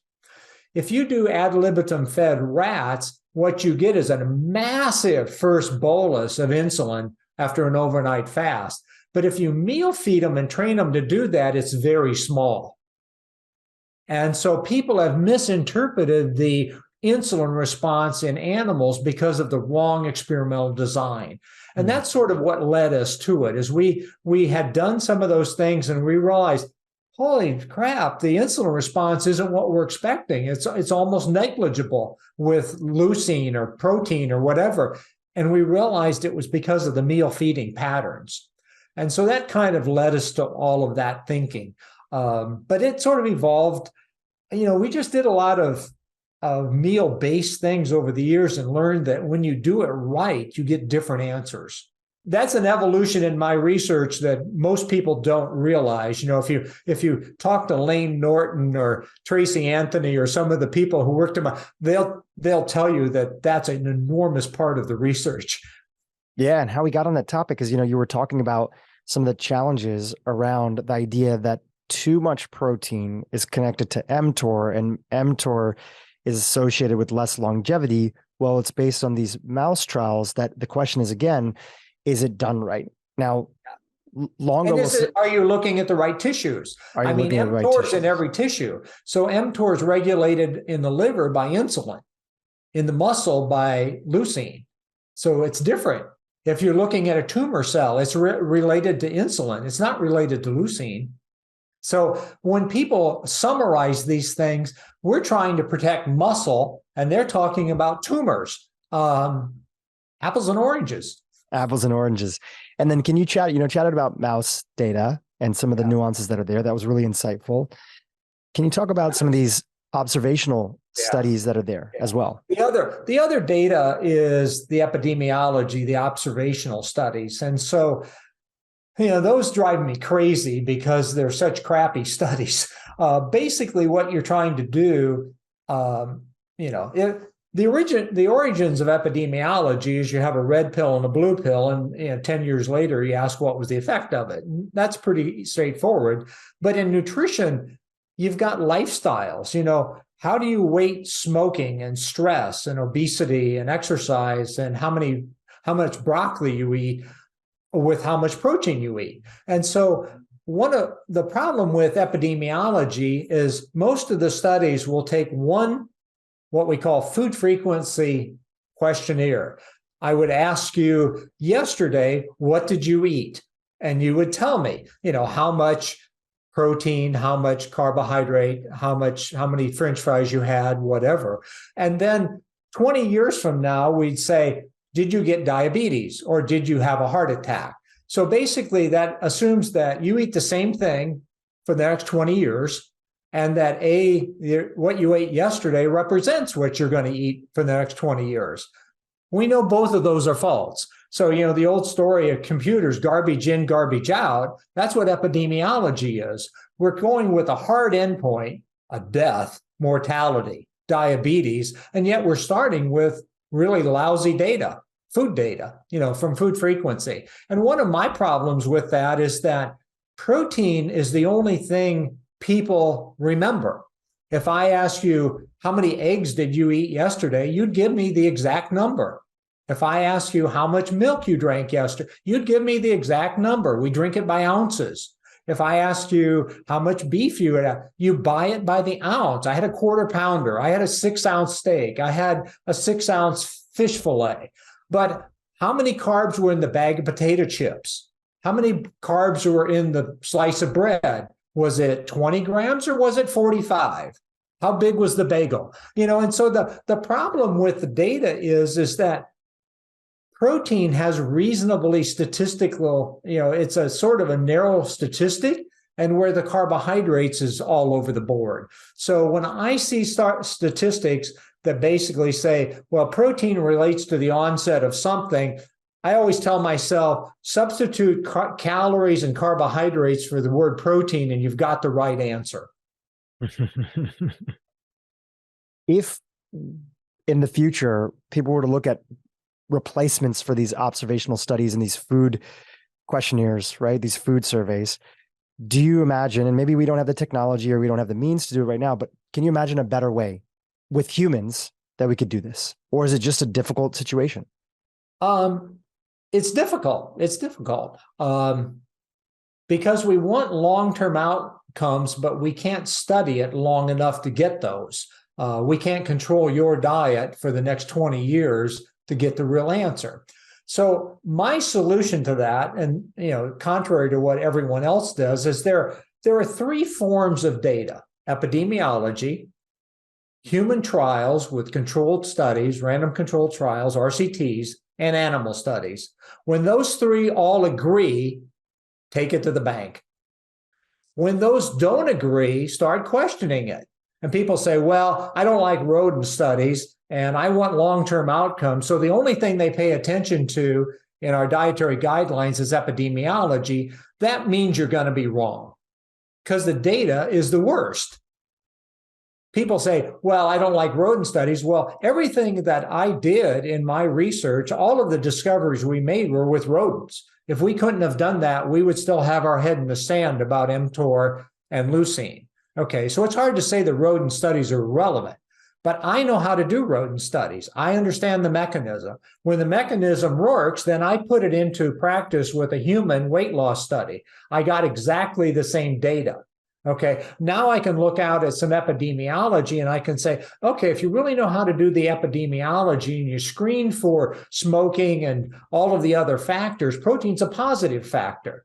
Now I've got all three things together and I'm 100% sure I'm right. The longevity people have very crappy animal studies. They have very poor epidemiology and they have no mechanistic data to speak of. Yeah. And your average person who's listening today, I mean, I'm so thankful for these long format conversations. And I so appreciate you giving us this much time because people are confused. And so eating is something that people do every day. But like a lot of things, we just have to make sure that the people that are, I welcome the different ideas and may the best ideas rise to the top because people are very smart. They'll listen in, they'll hear. And just like my own thinking evolved over the years, that's generally how people get started. They think one way and things stop working for them and they start to be open to other ideas. I'm not at all an all or nothing and sort of person. And anybody who actually has ever seen me eat knows I'm a really flexible person in how I personally eat. But I think it's important for Recognize to know that you build your diet around protein. If you choose to be low protein, okay, but that means you're choosing to be very high resistance exercise. You've got to buffer that. And the older you get, that's going to be a risk. But you choose your protein, and that's an absolute number. That's not a percentage of calories. Protein's an absolute number. I want 150 grams per day or 120. You pick that, and then you pick carbohydrates and fat relative to your energy needs. I like carbohydrates. I'm going to eat 300 grams per day, and I'm going to put in 2.5 hours of exercise. That's a great choice. I'm okay with fat. I don't have a problem with it. I'm going to eat animal fat. Fine. Just be sure your calories are in check. I have diabetes. I'm going to control my carbohydrates. I have very high LDLs. I'm going to control my lipids. You make those choices for your individual. I think the future of nutrition has to be personalized nutrition. And we need to have the tools to do that. And one of those tools is having a very clear understanding of protein because it's the single most important nutrition decision we make. Everything else revolves around it. And if you make the wrong decision there, you're really behind the 8 ball to make everything else work. That's well said. And you mentioned something just very briefly, but it's worthwhile just making sure people get a chance to understand that. You're saying that if you choose a low protein diet, you really need to be super active. And this might be one of the reasons that we see, you know, when I was young, at the age of 12, my parents took me on a cross-country trip throughout India, and we're driving through these, you know, rice paddies and fields. And there's individuals that are out there that their diet does not really have access to a lot of high quality proteins and stuff. And most of them in the state that we were in, Gujarat, are vegetarian. But, and, you know, you see women that are 60 years old working in the rice paddies, and their abs are ripped, and they're, even though they're lean, their muscle is like very strong, right? And they're not obese, and their mobility is great. And even though they may not have protein in their diet at the levels that we're talking about here, they are active all day long, lifting heavy, heavy things. So if you choose to go down that route, you really need to have the activity that matches. And the younger you are, the better it works. You can pull it off easier. But, you know, exercise, and particularly resistance exercise, will buffer that effect, and you'll get away from it. And, you know, you go back in the United States, you know, pre-World War II, and everybody worked in physical labor. Now everybody works behind a computer. So, you know, we're going in the wrong direction for lower protein and lower exercise kind of lifestyles. You know, and I think those are the big things we have to come to grips with. Once you start making choices, then you have to have other things. We have a fairly big range of choices we can make, but once you start making them, the range of options starts narrowing, and that's what people don't seem to come to grips with. Well, Dr. Donald Layman, this has been a pleasure. It's such a fantastic episode. And again, your work as a nature of influencing the mentees around you, Dr. Gabrielle Lyon, who's been, you know, a big figure in my life, has led to positive changes in my life, my parents' life. You know, it's not, I want to acknowledge that it's, you know, growing up vegetarian, it's really a central part of our, you know, religious background. You know, I don't consider myself religious now. So the fact that even my parents, you know, at the age of, you know, 60 and 70, switched their diet because they're looking at the latest literature and working with functional medicine doctors. And my mom was diagnosed with breast cancer many years ago. Knock on wood, she's doing great. She's in remission. But her doctor, Dr. Elizabeth Boehm, sat down and said, listen, you can continue to be vegetarian, and we can work on this and try to get to the root of the cancer. And she had a whole team, you know, it wasn't just diet and nutrition. She had a whole team that she was working with, but it's going to be that much harder. I really need to get your carbohydrates down, and I need to get your protein up. And if you're open to it, I need you to think about maybe incorporating some animal protein. And was a big decision for somebody who's been vegetarian their entire life to do it. And I don't want anyone to go away from this podcast thinking that I'm anti-vegetables. I am a huge vegetable fan. I'm anti-refined grains. And one of the problems we have with this narrative of more plant-based diet is the United States agriculture. We're a northern country. Our primary vegetables, plants that we produce, are wheat and corn and soybeans. And those aren't the solutions to health. You know, we don't grow broccoli and avocados in Minnesota. You know, we have to come to grips with, okay, a plant-based diet is great. We just need better plants, but we don't need more wheat in our diet. Yeah. And the moral of the story with my mom is that a large percentage of her diet was refined carbohydrates, flours, things like that. A little bit more of a kind of processed modern Indian vegetable, you know, diet, but processed vegetables. And her vegetables has gone up, and she's had these targeted animal proteins, and she's, you know, I post on my stories every so often on Instagram. She's lifting weights now, thanks, you know, to my brother-in-law and sister, and, you know, they're doing sauna and other things, and they feel great. They're probably in the best shape of their lives in the last few years. And so I want to thank you for having that influence on me, my family. And, you know, I wish everybody who's listening here, you know, choose your adventure based on all the recommendations that are there. And just know that, you know, if you're not really putting protein at the focus, you're rolling the dice a little bit with your health. And before we conclude over here, if our audience wants to keep in touch with you and follow your work, how could they do that? So I'm not super active on social media, but I do follow Twitter. It's at Don Layman, which is real easy. My university email is real easy also. It's just dlayman@illinois.edu. So that's real easy. I also have a website called metabolictransformation.com. And, I wade into some of the topics of understanding metabolism and weight loss and, how do you evaluate proteins and things. So it's really written for a very lay public. So metabolictransformation.com might be a place people will go and find some useful information. Right. We'll have all those in the show notes to the links to those. Don, thanks again. A pleasure to meet you. Thank you, Drew. My pleasure. Hey, YouTube, if you enjoyed what you just saw, keep watching for more great content on how to improve your brain and your life. There's no such thing as essential hypertension. There's always a cause for hypertension. And the number one cause that I have found in the last 10, 15 years, it's hyperinsulinemia. So I'll give you a typical example.